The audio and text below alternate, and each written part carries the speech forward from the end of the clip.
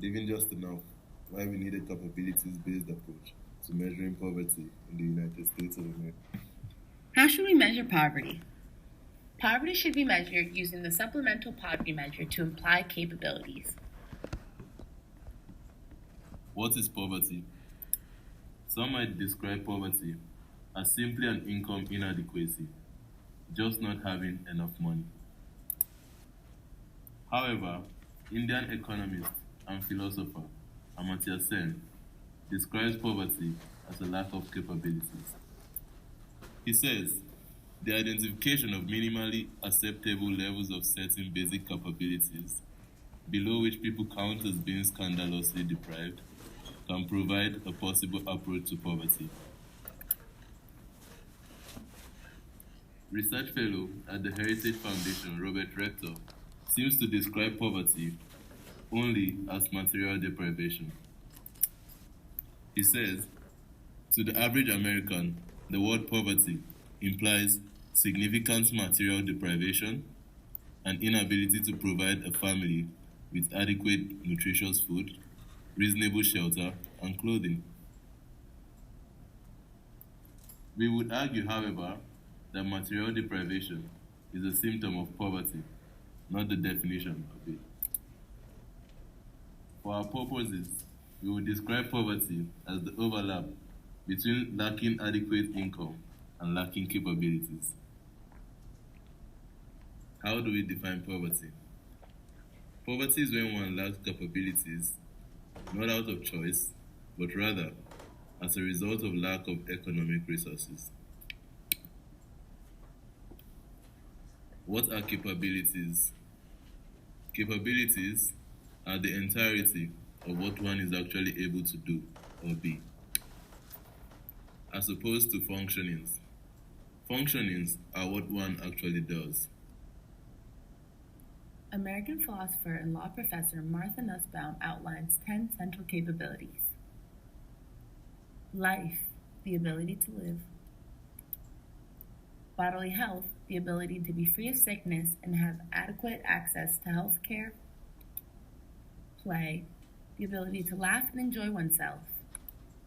Senses, imagination, and thought, the ability to learn and cultivate one's education. The rest are emotions, practical reason, affiliation, other species, bodily integrity, and control over one's environment. How do we currently measure poverty in the United States of America? The U.S. uses what is called an absolute measure. An absolute measure is a set standard. The measure that we used is called the official poverty measure.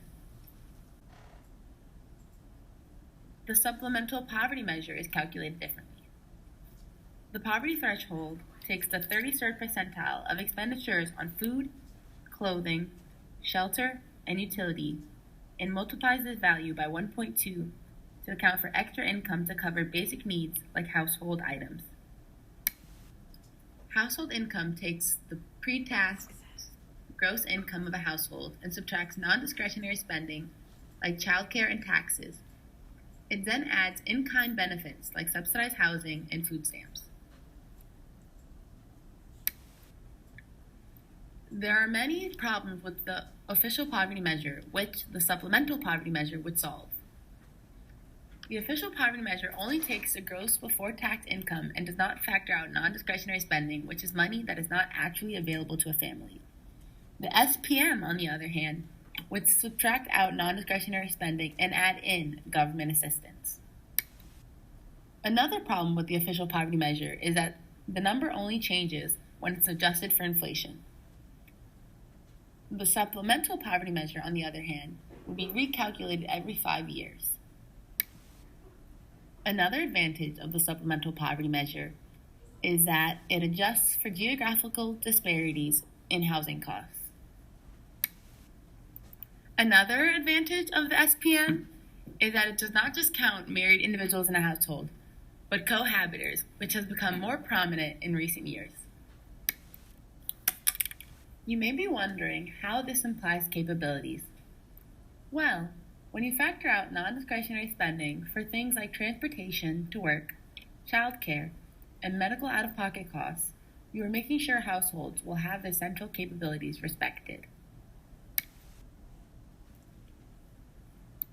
So why do we study poverty?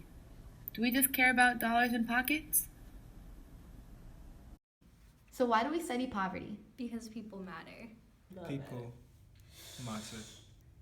Maybe because most of us are way closer to being poor than to being rich. Like, in all likelihood, you're way more closer to like a homeless person than to someone who's rich and can afford all these things in life.